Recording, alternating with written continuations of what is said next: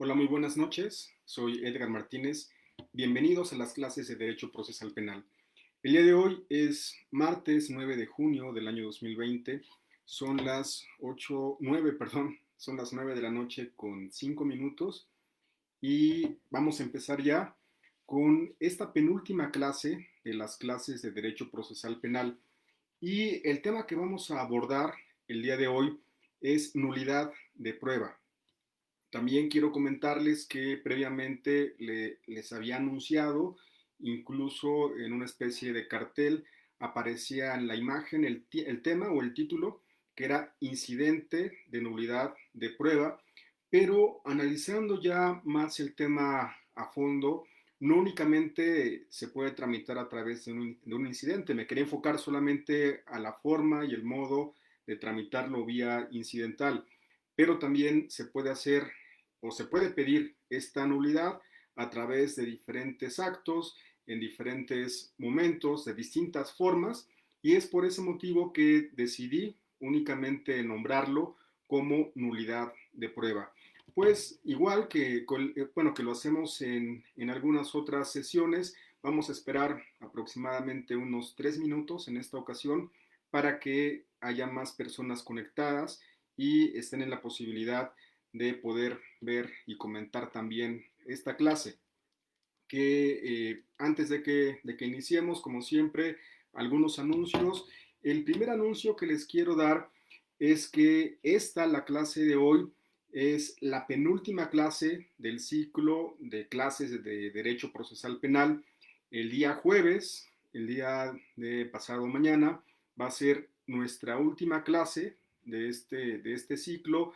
Les adelantaba yo que vienen nuevos proyectos, nuevas formas de comunicar y dar a conocer los temas de derecho penal o de derecho procesal penal, pero les pido que estén atentos. En esta misma semana voy a anunciarles qué novedades o qué formas vamos a realizar a través de esta página Abogado Penalista Edgar Martínez. Pues era lo que les quería decir, lo principal. Esta es nuestra penúltima clase, ya el día jueves va a ser la última clase.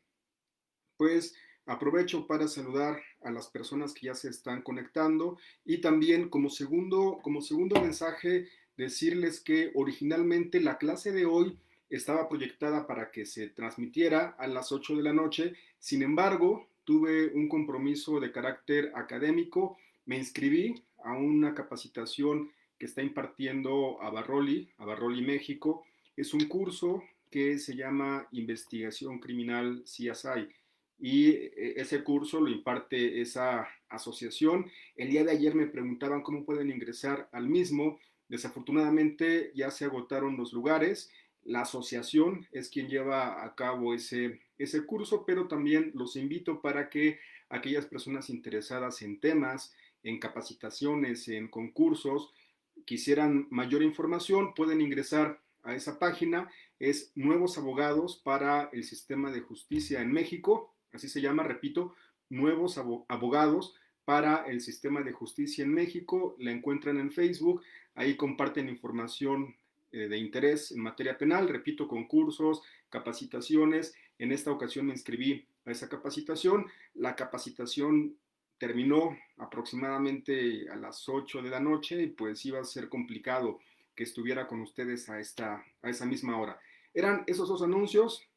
Repito, estamos en nuestra penúltima clase y también que tanto la clase de hoy como la clase del día jueves va a ser a las 9 de la noche. Tanto hoy como el día jueves a las 9 de la noche para que estén pendientes, para que estén atentos y puedan participar en estas sesiones, en estas clases de Derecho Procesal Penal. Pues ya fueron los anuncios, ya tenemos aproximadamente 4 minutos de haber iniciado esta transmisión. Vamos a entrar de lleno a nuestra clase del día de hoy, pero para hacerlo, al igual que siempre, pues les pregunto si me pueden escuchar de forma adecuada. Dice Luis Antonio, buenas noches, doctor. La nulidad es de la prueba, pero también se puede solicitar nulidad de un acto. ¿Cierto? ¿Nos podría indicar la diferencia de un acto y una prueba? Bueno, yo les pido, por favor, le pido a Luis Antonio que me tengan paciencia, que vamos a ir abordando el tema. Y esta pregunta la voy a responder durante la clase y yo les pediría que únicamente hicieran preguntas a favor de lo que aparece en la diapositiva. Voy a estar atento para que en cada cambio de la diapositiva verificar si hay alguna pregunta para que no nos adelantemos o no nos desviemos del tema central. No es porque no quiera responder a Luis Antonio, me parece que se llama, pero quiero que sea de forma estructurada para que no nos desviemos del tema principal. Pues al parecer se escucha bien, al parecer no hay problema, es lo que me está diciendo Janine Lex. Y me dice también Rocío Martínez Carmona que estamos bien con el audio. Pues iniciamos. Iniciamos con el penúltimo tema, la penúltima clase de estas clases de Derecho Procesal Penal, y es precisamente lo que aparece en la pantalla, nulidad de prueba. Ya les comentaba para las personas que apenas están empezando a conectar que originalmente se había planteado como incidente de nulidad de prueba. Sin embargo, pues no quise enfocarme únicamente en los incidentes, sino también plantearlo de forma general, porque a través de diferentes actos, en diferentes o en distintos momentos, se puede pedir la nulidad de una prueba. La forma o la estructura en que vamos a llevar a cabo la plática del día de hoy está dividida en 4 subtemas. Vamos a hablar sobre el marco conceptual, la parte doctrinaria, o la parte de definiciones de algunos conceptos, pero corrijo, no tanto la parte doctrinaria, sino cómo se encuentra contemplado en el Código Nacional de Procedimientos Penales algunos conceptos que considero importantes para poder entender el tema central, que es la nulidad de prueba. En esta primera parte vamos a hablar sobre los antecedentes de investigación, el dato, medio y prueba, así como también cómo se establece la nulidad tanto en la Constitución Política de los Estados Unidos Mexicanos como también en el Código Nacional de Procedimientos Penales. También hacer la observación que de estos primeros temas o subtemas, lo que es antecedente, dato, medio y prueba, ya los hemos hablado en otras clases, solamente vamos a explicarlos a través de algún ejemplo para retomar ese tema principal, ese tema esencial y poder aplicarlo al tema principal que es la nulidad. En una segunda parte vamos a hablar sobre las pruebas ilegales, su saneamiento, su convalidación y la consecuencia que puede traer, que es la nulidad respecto a pruebas ilegales.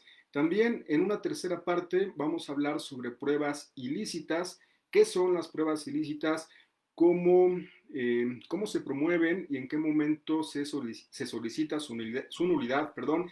Y por último, vamos a hablar sobre una teoría muy recurrente que se utiliza cuando hablamos de temas de nulidad de prueba, que es la teoría del fruto del árbol envenenado. Pues así va a estar estructurada la charla del día de hoy, que en esta ocasión pues me gustaría que fuera así, como una especie de charla. Voy a estar atento a sus comentarios para que cualquier duda, cualquier corrección también que pudieran llegar a ser a un servidor, porque no somos perfectos, podemos equivocarnos, nos equivocamos constantemente y voy a estar pendiente para ver si me pueden corregir o pueden aportar también algún conocimiento extra de lo que nosotros compartimos en esta sesión.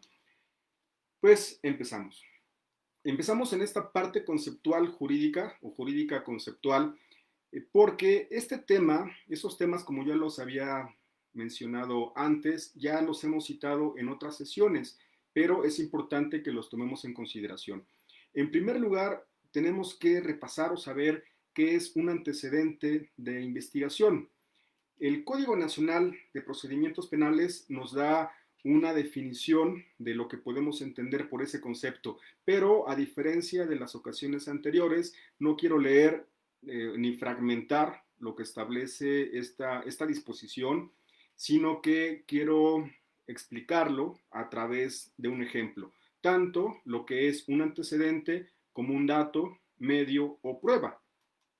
Para explicarlo con ejemplo, ya ustedes van a ver en su pantalla qué es lo que establece el Código Nacional, pero para que podamos entender qué es un antecedente o que también se pueda considerar como registro, Vamos a aplicarlo a un caso práctico. Vamos a pensar que ustedes o un servidor, vamos a pensar que un servidor es víctima de un delito, el que ustedes quieran, el que a ustedes se les ocurra, y que respecto a ese delito o esa comisión de ese hecho que la ley señala como delito, detienen a una persona en flagrancia, una persona X. Y hubieron otras personas que se percataron de ese hecho, en particular dos testigos. Supongamos que en ese momento va pasando la policía y hace una detención en flagrancia. A raíz de esa detención, la policía, ya sea la policía aprensora o la policía de investigación, recaba una entrevista. Esa entrevista va a ser, esa entrevista se va a recabar y se va a incorporar a la carpeta de investigación.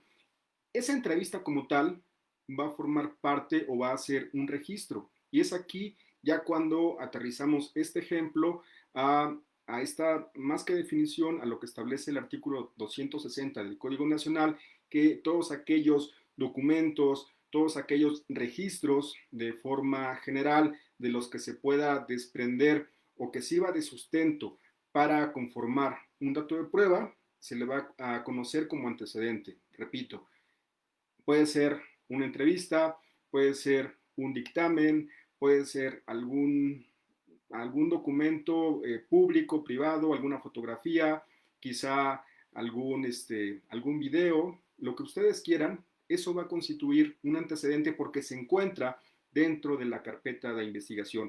Puede que haya sido obtenido por parte de la policía, puede que haya sido solicitado por parte del agente del Ministerio Público y le hicieron llegar esa información y se encuentra dentro de la carpeta de investigación, pero también hay que tomar en cuenta que existen registros o antecedentes de investigación que no únicamente aporta la policía o que obtiene el agente del Ministerio Público. Recordemos que en esta igualdad o libertad probatoria, también la defensa puede llevar a cabo actos de investigación y mismo supuesto, mismo ejemplo, la defensa se constituye al lugar de intervención, al lugar de los hechos, hace ciertos actos de investigación, recaba una entrevista, esa entrevista la pasa por escrito, está firmada, la recomendación que no me cansaré de decirle siempre, que se auxilia de un investigador privado o de un tercero para llevar a cabo esa entrevista y la presenta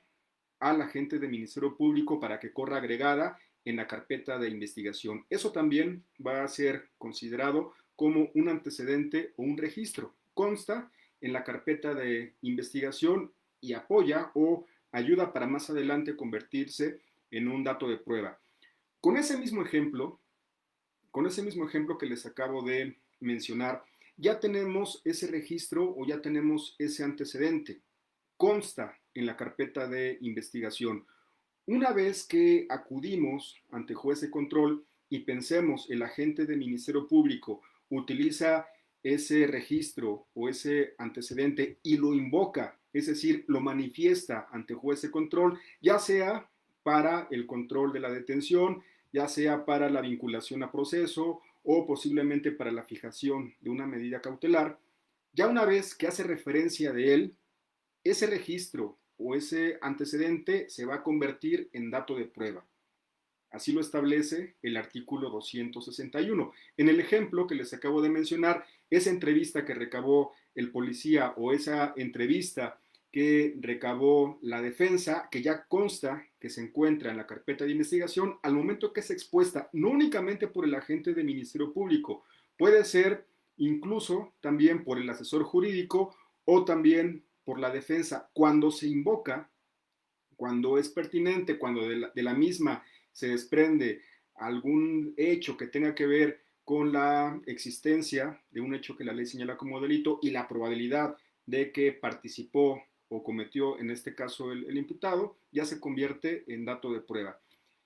Respecto al medio de prueba, que también se encuentra establecido en el artículo 261, siguiendo con la secuencia de ese mismo ejemplo, ese medio de prueba va a ser esa fuente de información. Ya no va a ser la entrevista como tal, sino va a ser ese testigo que, dependiendo la etapa o en la audiencia en la que nos encontremos, se puede ofrecer dentro de la audiencia inicial o incluso también se puede ofrecer dentro de una audiencia intermedia. Se ofrece el testimonio de tal persona que estuvo presente en el momento de la comisión del hecho que le señala como delito.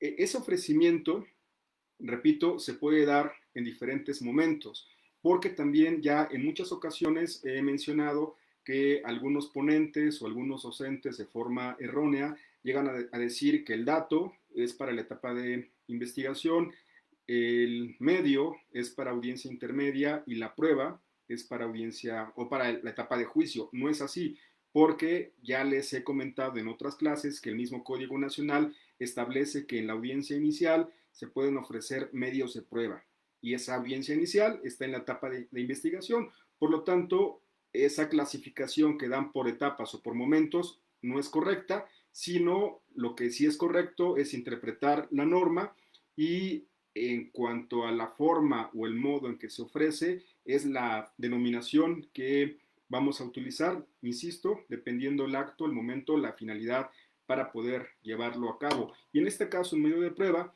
va a ser ese testigo, va a ser, puede también incluso ser ese documento que les mencionaba, documento público o privado, puede ser algún video que ofrecido, ya sea en una audiencia intermedia o incluso también en audiencia inicial, pues va a reconstruir los hechos, van a servir para poder esclarecer los mismos.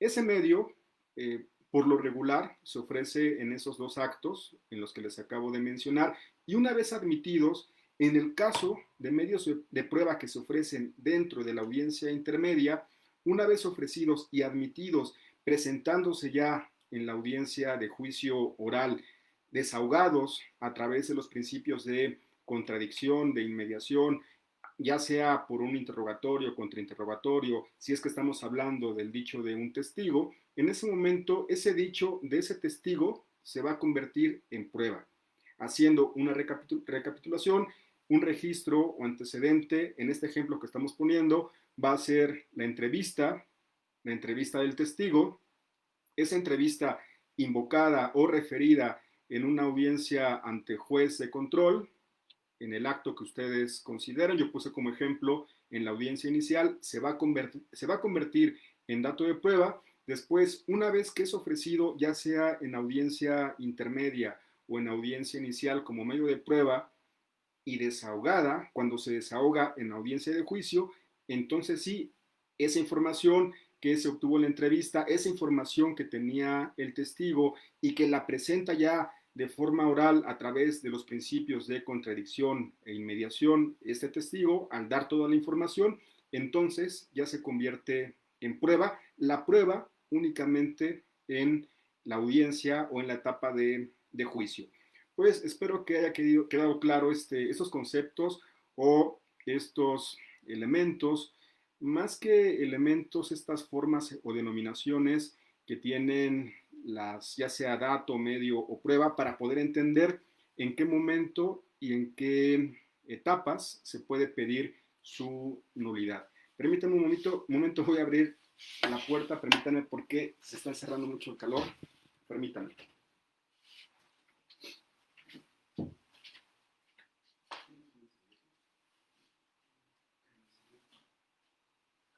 Sí.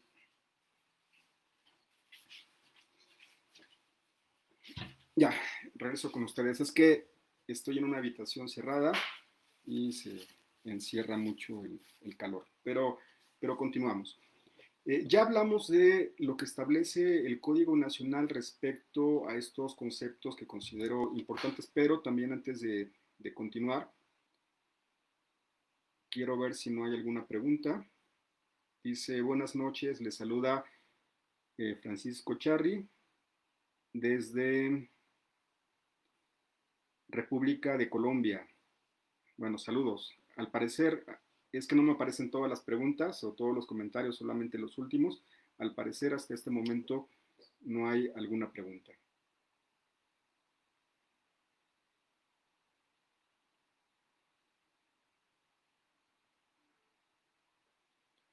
Dice, dice Briseida Palomares. Maestro, ¿es válido que el juez de control acepte las entrevistas de dos testigos que ya fallecieron como pruebas, a pesar de que solo fueron entrevistas en sus casas de los testigos? ¿Es válido que el juez de control las admita? Pues si para ese momento, es una buena pregunta, la verdad no se me ha presentado en la práctica. Y dice Briseida, y no ratificaron ante la fiscalía. Pues el Código Nacional respecto a la entrevista de testigos no hace mención que tengan que ratificarse. Eso respecto al último comentario que nos hace Briseida. Pero también recordemos que el mismo Código Nacional, en esta parte que les acabo de explicar, hace mención que las partes pueden referir ese dato de prueba, es decir, no se va a presentar el testigo en la audiencia, o no es necesario, mejor dicho, no es necesario que se presente el testigo en la audiencia inicial, únicamente con la referencia por parte del agente del Ministerio Público que se entrevistó a tales personas y dijeron tal versión de los hechos, si es que son testigos de cargo, pues es más que suficiente. Ya le corresponderá a la defensa demostrar si esos testigos siguen vivos o no. Ahora, respecto a este punto, es importante porque puede pasar en la práctica. ¿Qué sucedería si el juez de control toma como válidos esos testimonios de testigos que ya fallecieron?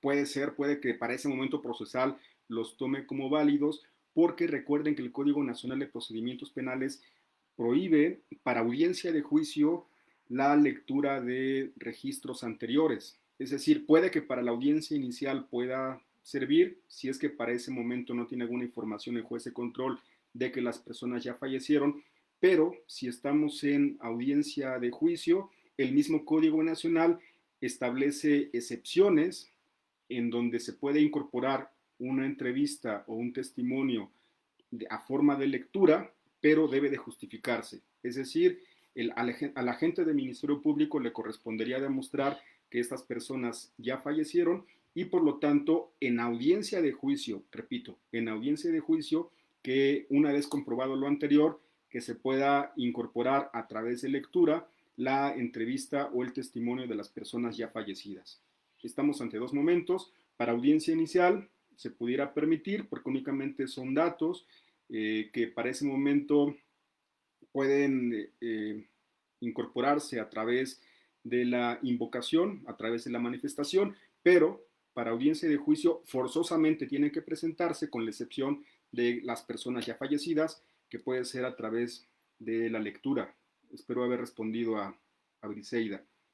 Pero dice, pero si estos testigos se les hizo la prueba de grafoscopía y salieron que no eran ellos, que eran falsas las firmas, pues aquí la ventaja, ya para terminar con esta pregunta, respecto a este punto en concreto, aquí la ventaja que tenemos en el sistema acusatorio es precisamente el principio de contradicción. Lo que hace el agente de Ministerio Público no significa que sea lo real, que sea lo verdadero. Puede ser una proposición fáctica de forma falsa, es decir, que los hechos sean falsos. Cabe esa posibilidad. Pero bajo este principio de contradicción, si tenemos una defensa activa e hizo actos de investigación tendientes a justificar que ese testimonio es falso, pensemos con esta prueba a la que hace referencia a Briseida, una prueba en grafoscopía, para demostrar que no son las firmas, posiblemente haya testigos de descargo.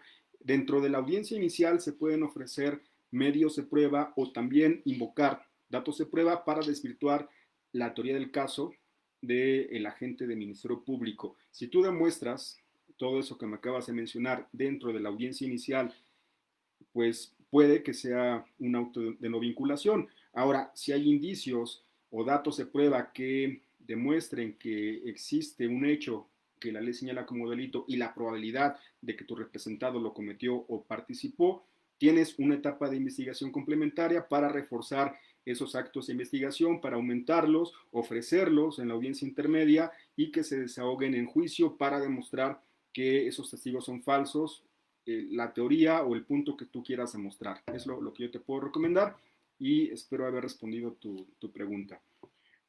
Continuamos ya para no desviarnos del tema central. Continuamos con lo que establece el artículo 20 constitucional en su apartado A. En la fracción novena hace referencia este artículo que cualquier prueba obtenida con violación de derechos fundamentales será nula.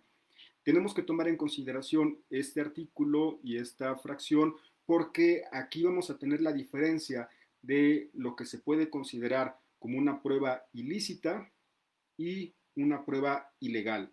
Tengan presente esos dos conceptos, prueba ilícita y prueba ilegal. El concepto de prueba ilícita se encuentra en esta fracción porque son aquellos o aquellas pruebas obtenidas en contraversión a lo que establece la Constitución dentro del capítulo de derechos humanos o derechos fundamentales. No únicamente en la Constitución, también aquí hay que hacer referencia de eso. Los derechos humanos no únicamente los encontramos en la Constitución, sino que también los podemos encontrar en tratados internacionales sobre derechos humanos. Las pruebas obtenidas en contraversión a esos derechos son pruebas ilícitas, a diferencia de las pruebas ilegales, que ahí las podemos encontrar, o su definición podemos encontrarla en el artículo 264. No es cierto, no es el 264, ahorita les digo el artículo en el que lo encontramos. Haciendo o tomando como referencia el artículo 264, nos dice muy similar a lo que establece el artículo 20 constitucional, la parte que acabamos de analizar. Pero lo relevante, la parte importante es esta, que para hacer valer la nulidad se puede llevar a cabo en cualquier etapa del proceso. Es la parte que quería que ustedes tomaran en consideración. Ahorita vamos a analizar lo correspondiente a la prueba ilícita. Y es el artículo 97 del Código Nacional de Procedimientos Penales que nos marca esta diferencia entre una prueba ilícita y una prueba ilegal. La que va en contraversión de derechos fundamentales es la que aparece en esta parte, la prueba ilícita, y la prueba ilegal es la que va en contraversión de disposiciones de carácter procesal que encontramos en el Código Nacional de Procedimientos Penales. Marquen bien o vean la diferencia. Prueba ilícita, violación de derechos humanos o fundamentales. Prueba ilegal, violación a disposiciones de carácter procesal contenidas en el Código Nacional de Procedimientos Penales o en aquellos ordenamientos o lineamientos, principalmente en Código Nacional, es donde se van a encontrar estos supuestos, estas violaciones al proceso que vamos a ir explicando, analizando en la presente charla. Ahora, vamos a enfocarnos ya en esta segunda parte de la clase o la plática del día de hoy respecto a las pruebas ilegales. Las pruebas ilegales, al no ser una violación a derechos humanos o fundamentales, cabe el saneamiento o la convalidación. Así lo marca el Código Nacional, tanto en el artículo 99 como en su artículo 100. Vamos a explicar brevemente en qué consiste el saneamiento. El saneamiento es aquel en el cual permite que se pueda reponer el acto, que sea rectificado ese error que se llegó a cometer o que también se pueda sanear realizando el acto omitido. Vamos a poner algunos ejemplos. Es muy común que en la práctica procesal, principalmente en las audiencias, el juez, llámese juez de control o juez de juicio oral, pasa más con los jueces de control, como son en ese momento, como se están llevando a cabo en ese momento y ante la presencia de las partes y también como se rige bajo la característica de la oralidad, por alguna razón, posiblemente porque es mucha la información, porque esté distraído, porque se le pasó llevar a cabo cierto acto de carácter formal o algún punto de algún acuerdo que no resolvió en ese momento, llega a suceder que en la práctica el mismo juez se da cuenta, ya sea que de oficio, es decir, él mismo se percate de ese error o de esa omisión y en ese momento diga, con fundamento en lo que establece el artículo 99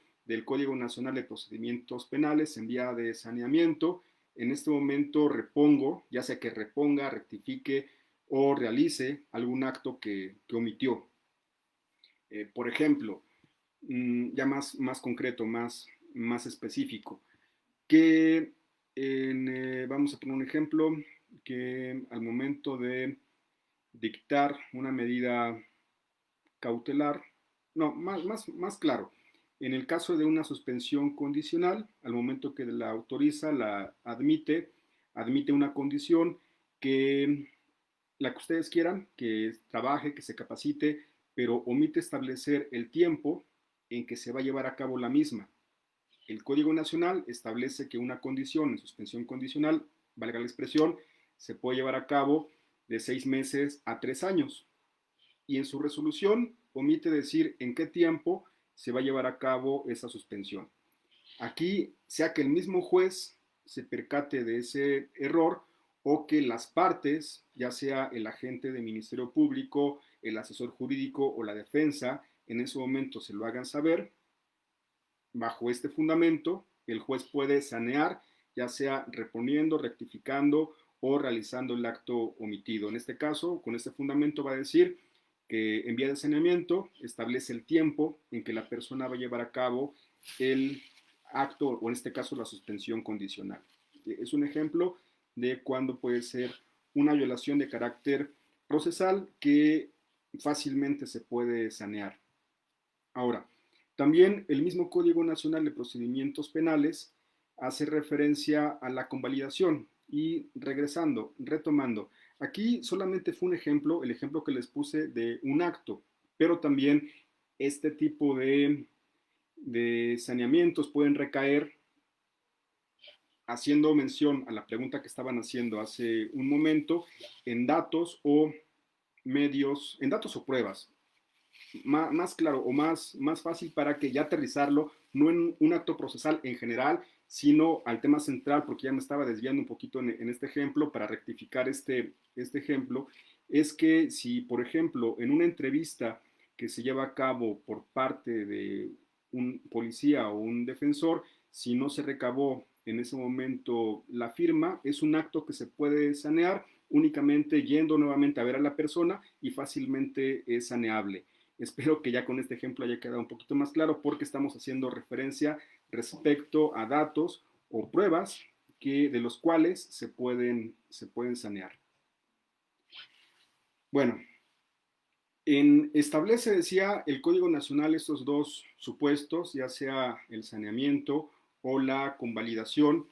En caso de que no se haya saneado, el Código Nacional, como una forma de subsanar este error o esta omisión, puede convalidar o acepta la convalidación. Es decir, si las partes de forma expresa, de forma tácita, aceptan que ese acto, aunque no cumplió con ciertas formalidades, se tenga por aceptado o se tenga por válido, es una forma en la que el Código Nacional permite que se tenga por subsanada o subsanado ese error o esa omisión. También se tiene por convalidado, establece el artículo 100, cuando no se haya solicitado su saneamiento o incluso también marca ciertos momentos o ciertos actos que si no se pidió su saneamiento dentro de las 24 horas, el mismo se va a tener por convalidado. Ya para pasar a un tercer tema dentro de esta charla, y como les comentaba, hace mucho calor porque está lloviendo y se encierra mucho en esta habitación el calor, disculpen. Eh, Voy a ver si no existe hasta ese momento alguna pregunta para que pueda continuar con la siguiente parte de... Permítanme tantito para que pueda ver si es que existe alguna pregunta o comentario por parte de ustedes. Dice, al parecer no.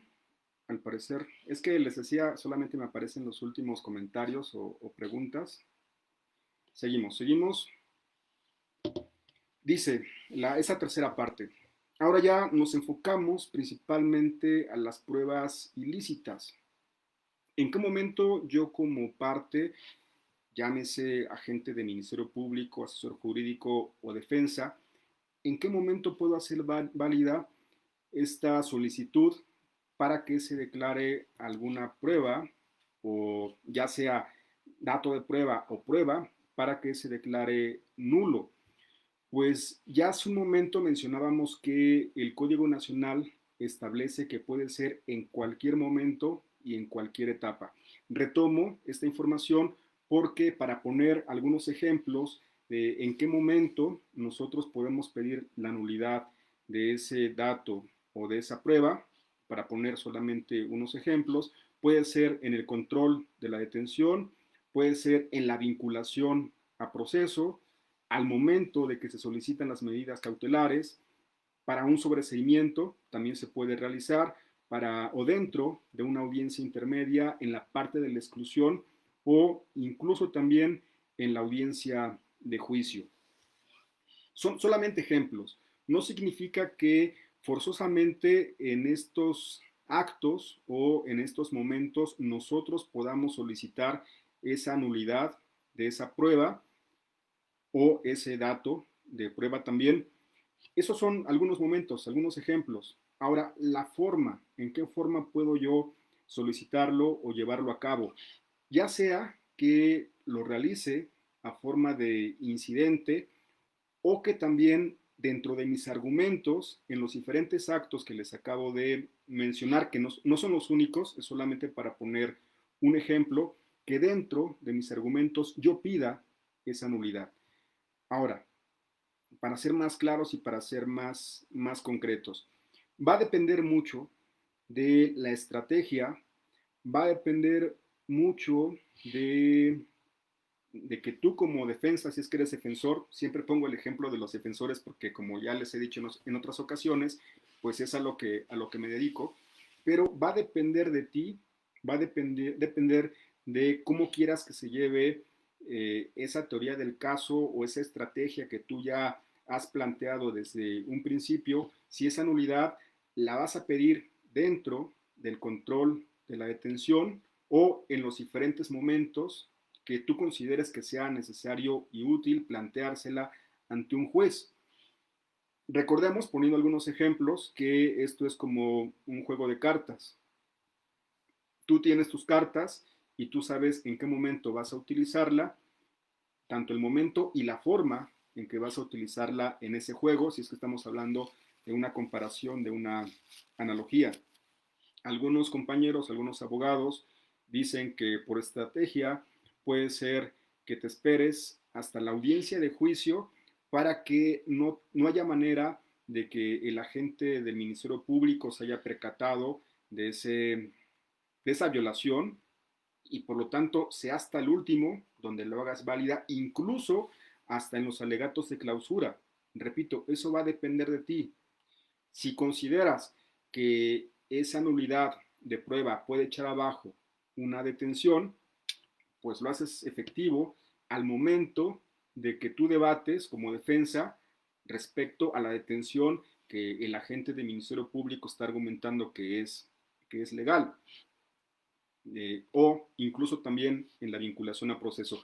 Yo como abogado, yo como docente, que te diga el mejor momento para pedir una nulidad es en el control de la detención, o es en la vinculación, o es en el juicio, sería mentirte, porque repito, va a depender del acto en particular, va a depender de la trascendencia, de los efectos, de los datos o medios de prueba con los que cuente el agente del Ministerio Público o la defensa, para que tú decidas en qué momento lo haces válido.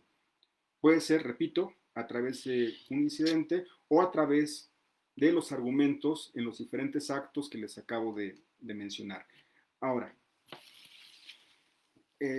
si ustedes, no sé, ustedes podrán decir que pues no me está diciendo nada, me está diciendo hazlo cuando tú quieras, pero no me está diciendo la forma.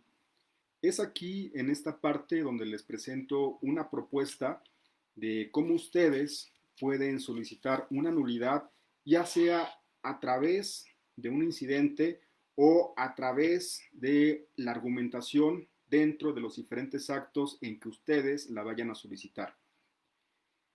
La recomendación, repito, sea para incidente o sea a través de un argumento, es que en primer lugar, ya sea ante el juez de control o ante el juez de juicio oral o tribunal de enjuiciamiento, dependiendo en la audiencia al momento en el que te encuentres, tú le tienes que hacer una petición.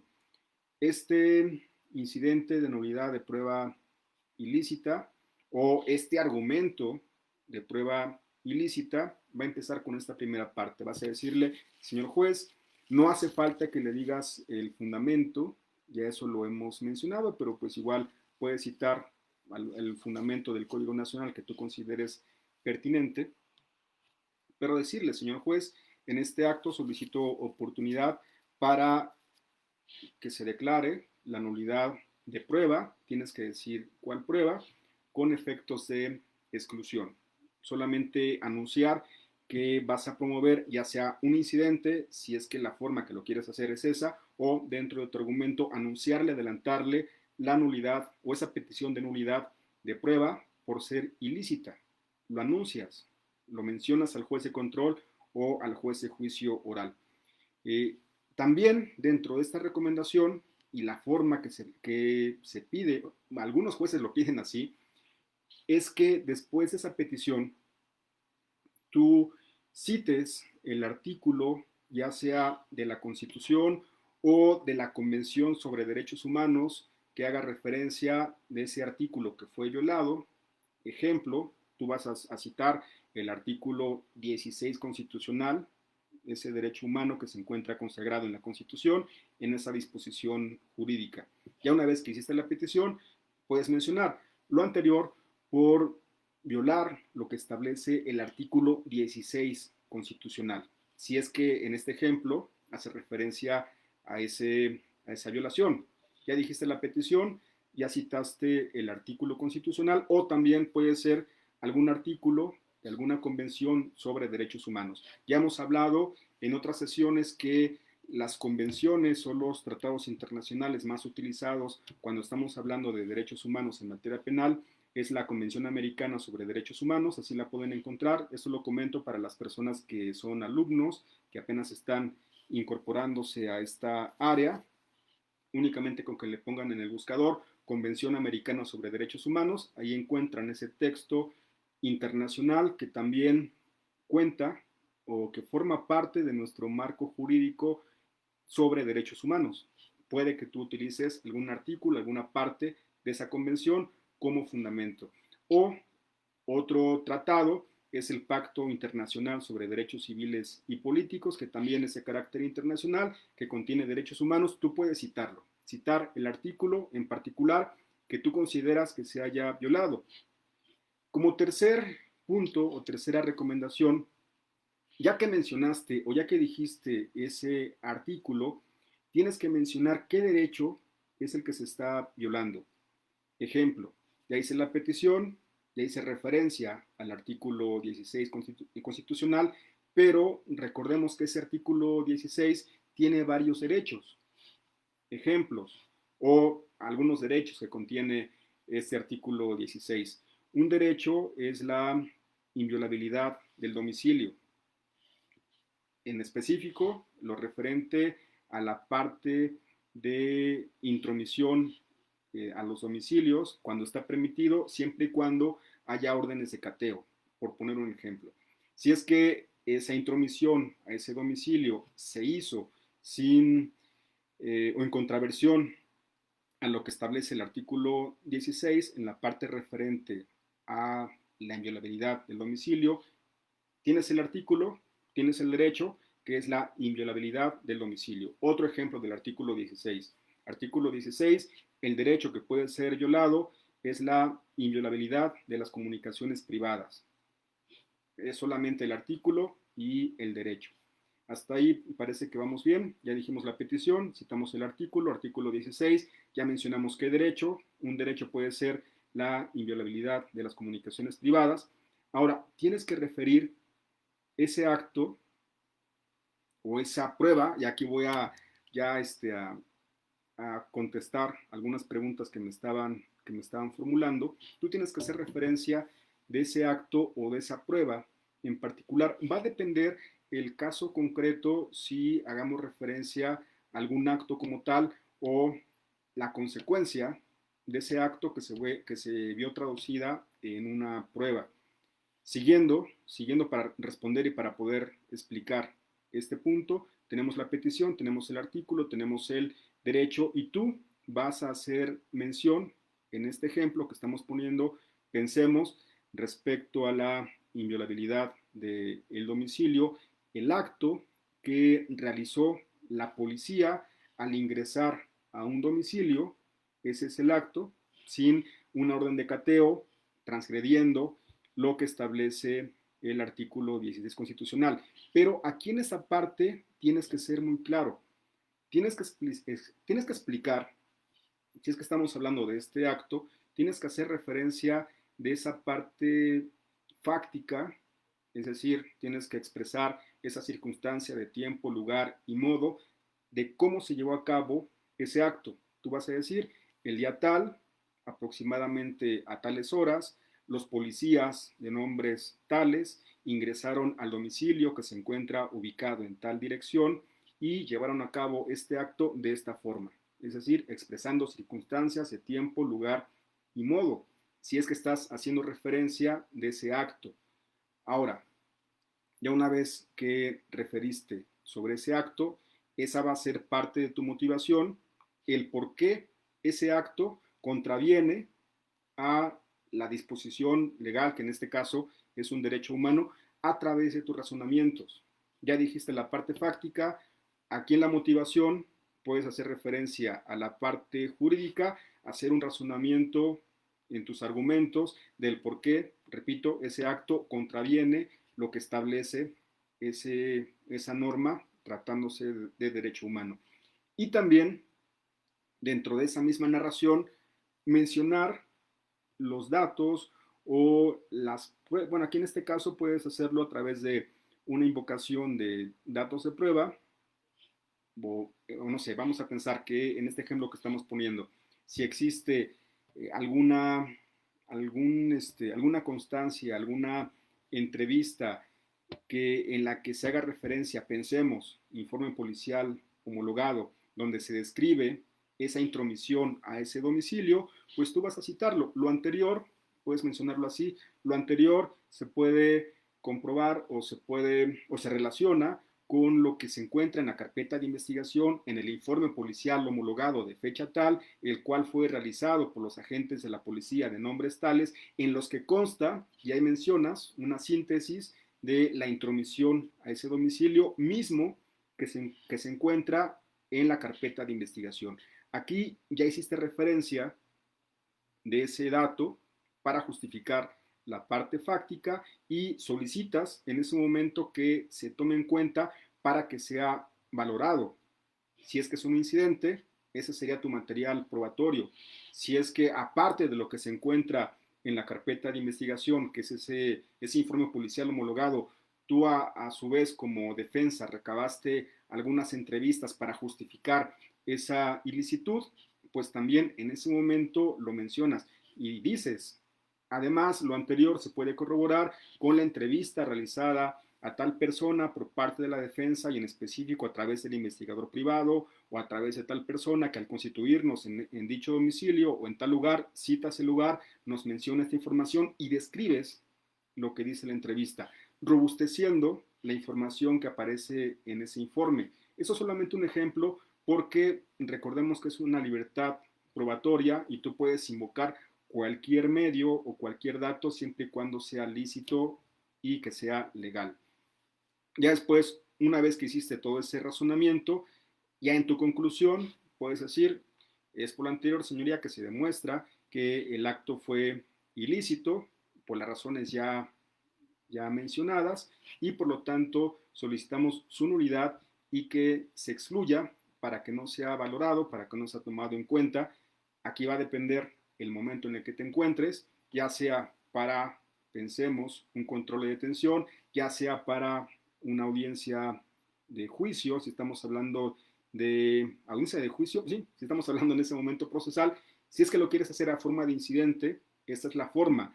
Si lo haces a forma de incidente, bajo el principio de contradicción, tú lo dices así desde un principio, mencionaste ya en tu petición que es un incidente, una vez que terminaste, le tiene que dar el uso de la palabra a la contraparte, pensemos que tú eres defensa, le van a dar uso de la palabra al agente del Ministerio Público o al asesor jurídico también, para que respondan y se ejercite este principio de contradicción, y una vez escuchando a las partes, el juez pueda resolver si efectivamente ese acto o esa prueba es nula, y en caso de que determine que sea nula, que la excluya para que no la valore en el acto procesal en que se haya promovido. Aquí viene el consejo o la parte que les decía yo al principio. Puede que sea forma de incidente, o puede que también este mismo argumento te lo guardes y lo saques hasta la parte de alegatos de clausura, si es que de la información que dijeron los testigos, pues pudiste obtener más datos para robustecer esa petición de nulidad. Puede que lo hagas así, pero insisto, aquí depende el momento en que tú lo hagas. Otra forma u otro momento puede ser en la etapa intermedia, ya lo adelantaba yo o lo mencionaba yo en una diapositiva anterior, que al momento de la exclusión de pruebas, una causa por la cual tú puedes pedir una exclusión es precisamente que haya sido obtenida por violación a derechos fundamentales. Repito, va a depender de ti. El Código Nacional te establece diferentes momentos, diferentes actos en que tú lo puedes realizar. Ya puse los ejemplos, este que acabo de mencionar, en la audiencia intermedia, o puede que sea en la audiencia de juicio, en el momento que tú consideras pertinente, necesario, conforme a tu estrategia o a tu teoría del caso. Pues eh, voy a responder algunas preguntas antes de pasar ya a la última parte de la charla del día de hoy. Al igual que en la sesión pasada, es una charla muy breve, es solamente para reafirmar o explicar con un poquito de mayor detalle algunos puntos que hemos hablado en otras clases referente a las pruebas. Por eso ya estamos casi en la parte final. Dice Alan Mitch: maestro, en los supuestos de prueba irreproducible, sin dar conocimiento a la defensa, ¿cómo debería ser la solicitud mediante un escrito o de forma oral en la audiencia? Maestro,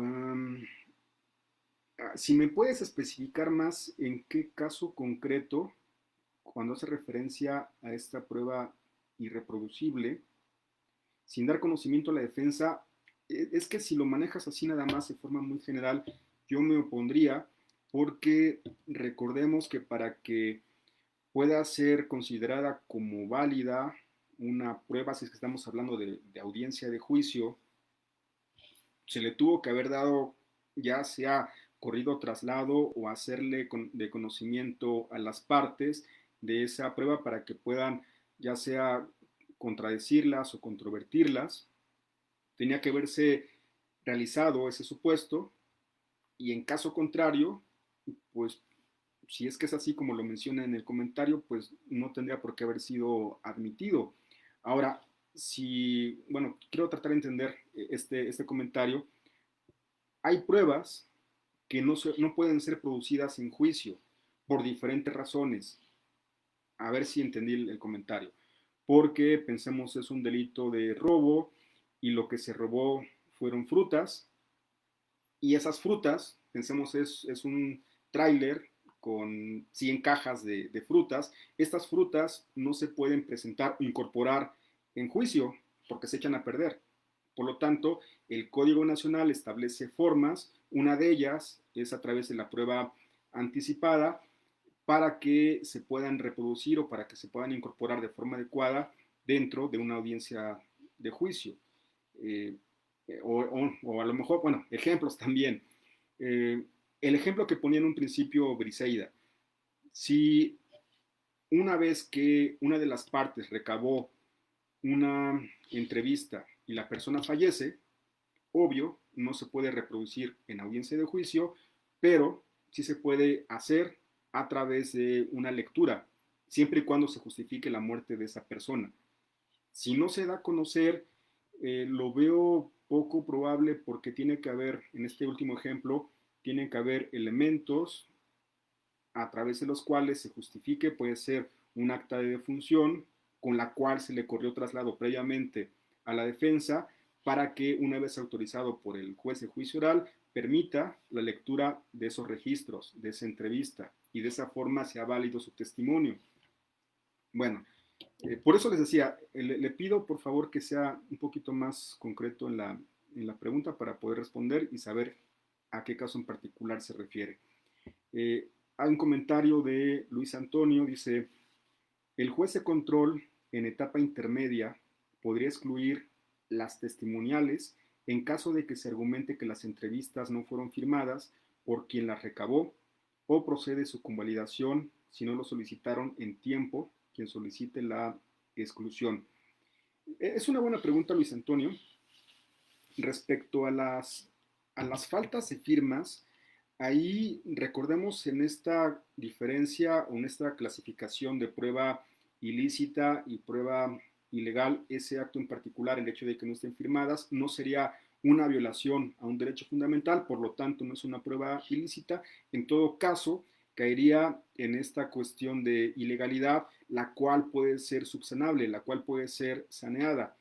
Recordemos también que cada juez de control tiene criterios de forma distinta. En mi opinión, pues es un acto, ese acto se puede subsanar, por lo tanto, se puede pedir ya sea no su reposición, sino que ese acto que fue omitido se lleve a cabo. Es un acto subsanable, repito. Ha pasado, incluso yo lo he mencionado en algunas, no en clases, sino en algunas audiencias, que cuándo puede ser subsanable o no. ¿Cuándo para mí no podría ser subsanable para ese momento procesal? Voy a poner un ejemplo sin desviarme de tu pregunta inicial.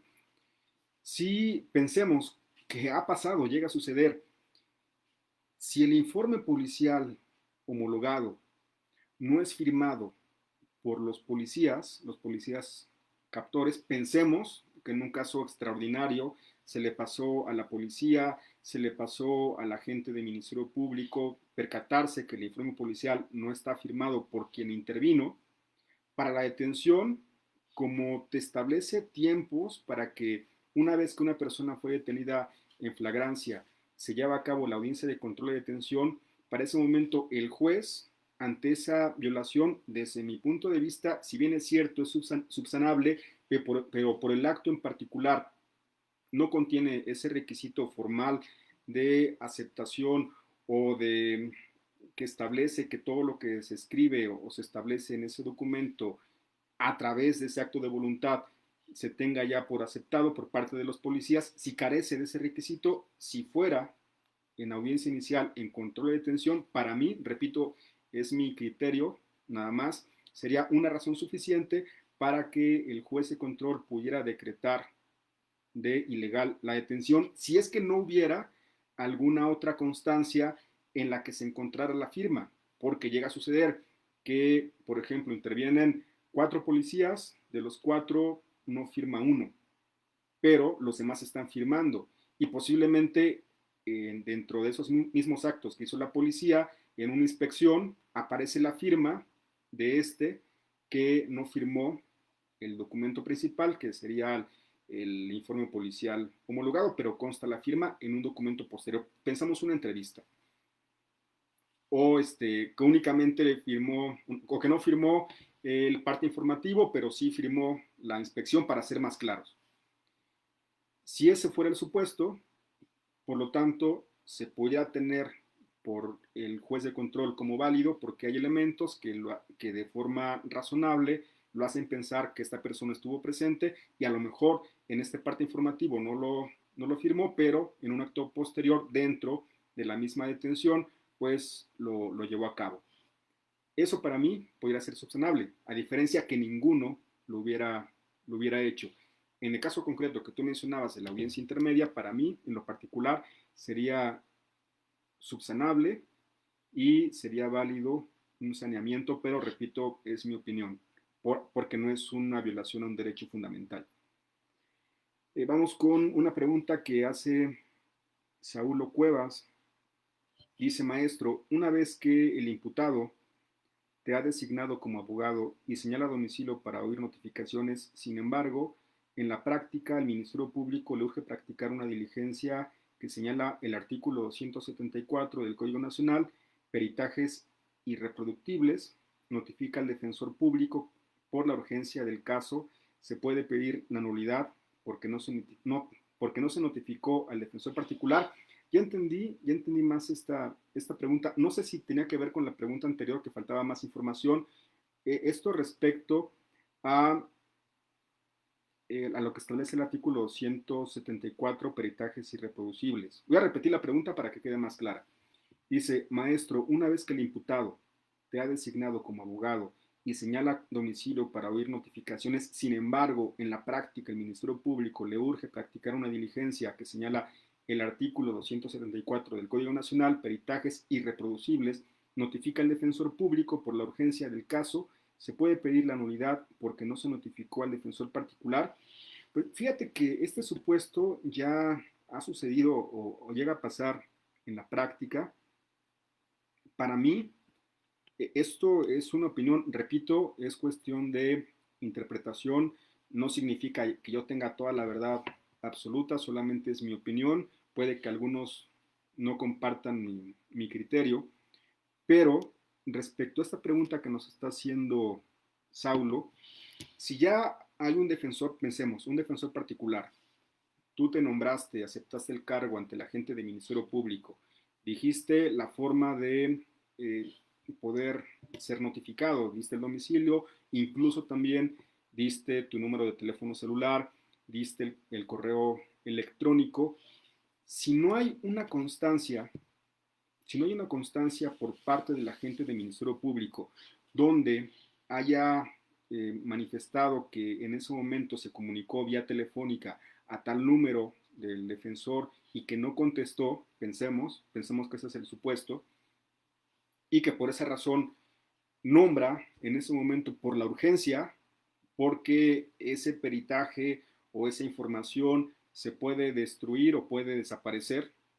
El ejemplo que poníamos de la fruta, pero en este caso pensemos que por las características del objeto que se va a hacer ese peritaje se puede destruir o se puede desaparecer por la urgencia. Aquí vamos a tomar ese aspecto que es la urgencia.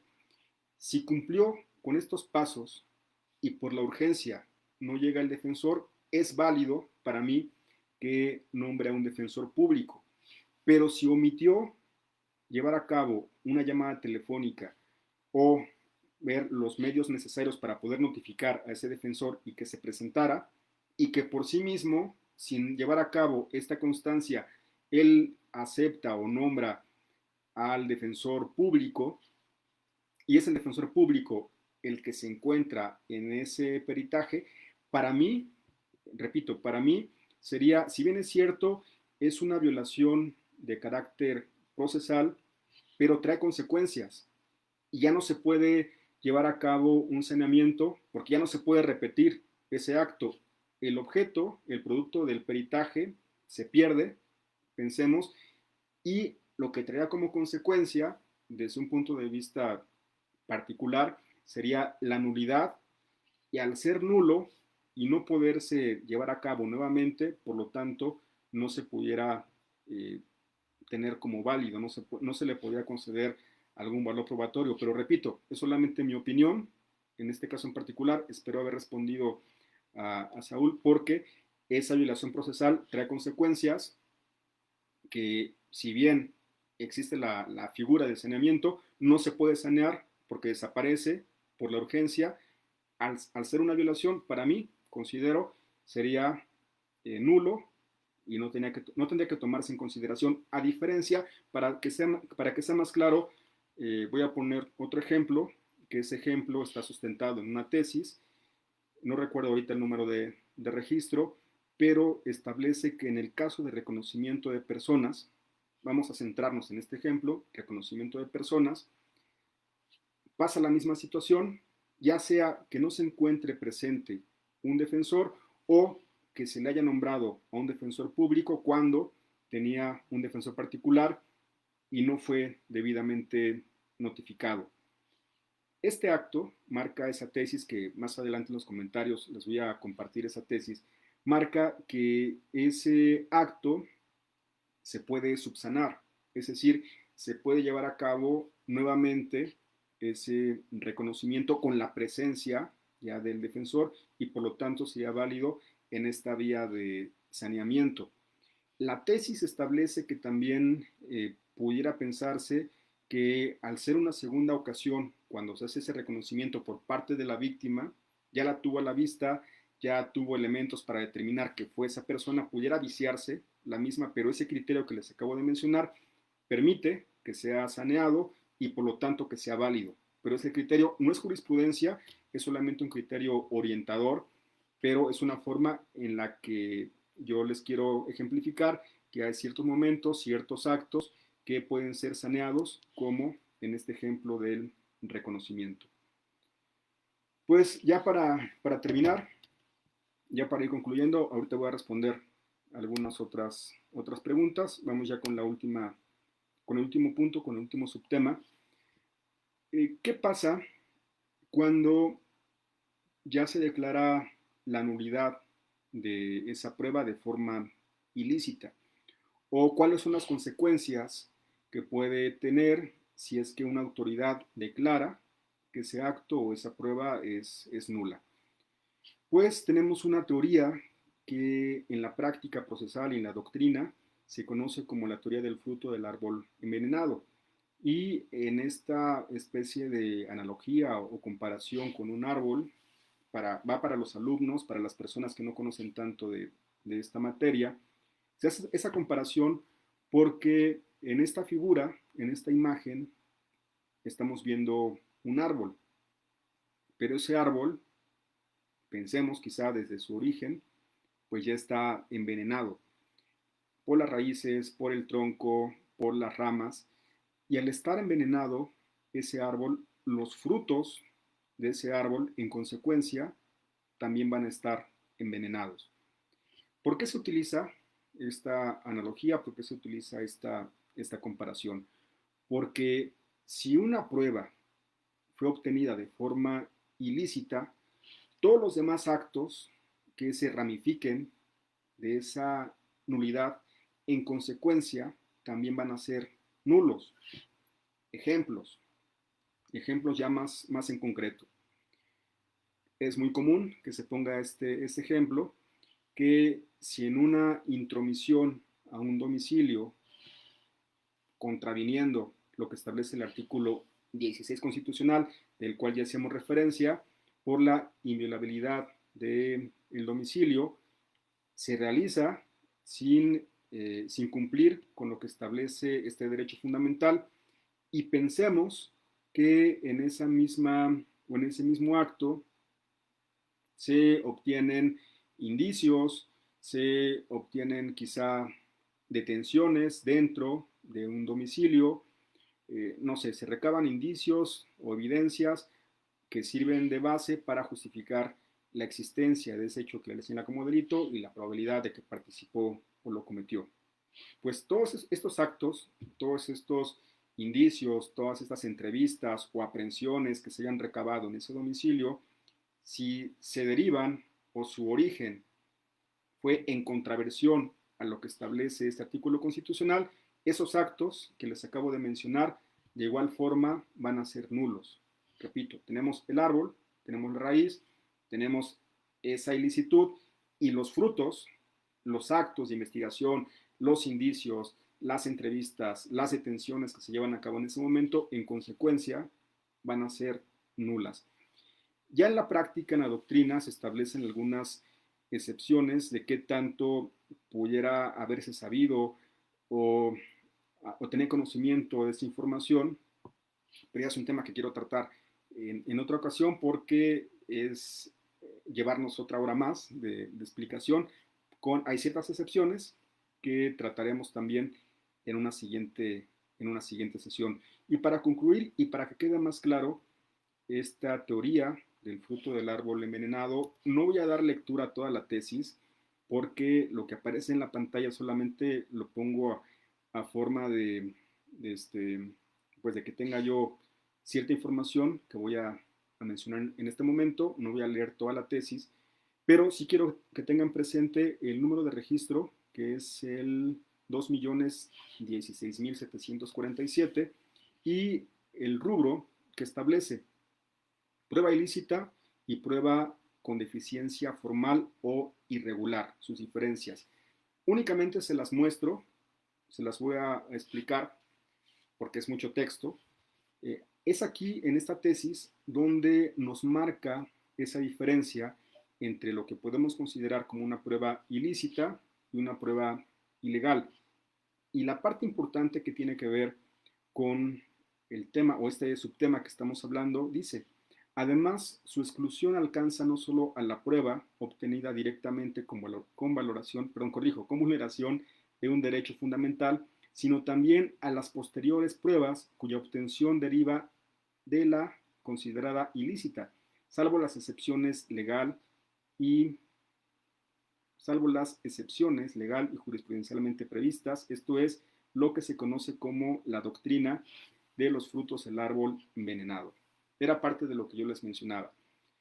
Las pruebas ilegales, puede caber la convalidación, puede caber también el saneamiento en el caso de pruebas ilegales. En el caso de pruebas ilícitas no vale o no, la ley no permite ese saneamiento o esa convalidación, por lo tanto tienen que declararse nulas. Y si de las mismas, si de esa prueba declarada ilícita se desprenden otras pruebas, también van a seguir la misma suerte bajo esta teoría que establece la doctrina y que es retomada en esta tesis para que también la tomen en consideración al momento de llevar a cabo los diferentes actos en los que ustedes van a participar. Pues de esta manera es como termino la plática del día de hoy, y también anunciarles que la última clase va a ser el día jueves a las 9 de la noche. Vamos a hablar sobre los recursos en materia penal, específicamente el de revocación y apelación. Pero también, antes de terminar con la clase del día de hoy, quiero leer algunas preguntas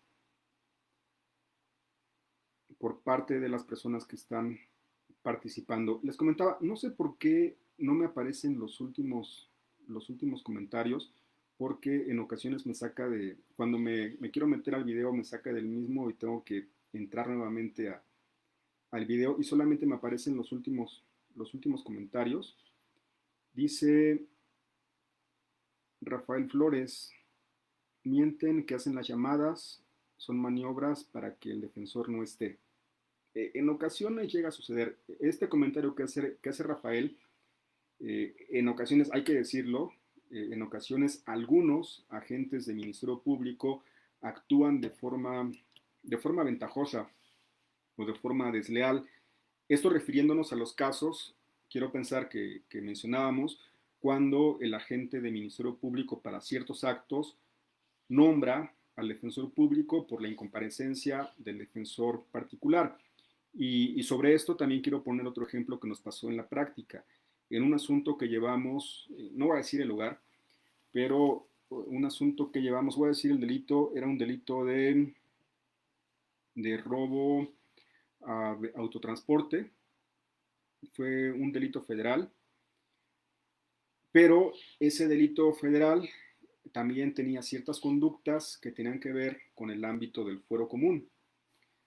Resulta que dentro de las 48 horas, una vez que nuestros clientes, que fueron dos, que nuestros clientes fueron detenidos y puestos a disposición del agente del Ministerio Público, habían obtenido algunos instrumentos a través de los cuales habían, según el dicho de los policías, habían cometido este delito y habían obtenido sus huellas digitales.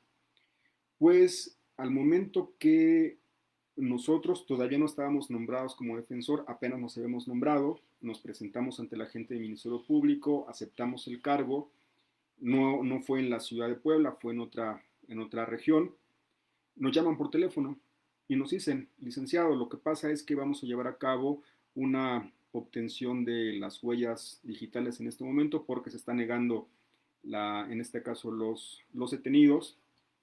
Al haberse negado, pedimos una audiencia ante juez de control para que él autorice esta toma de huellas digitales, toda vez que ellos están negando. Y resulta que nos avisa media hora antes de que tuviera verificativo la audiencia.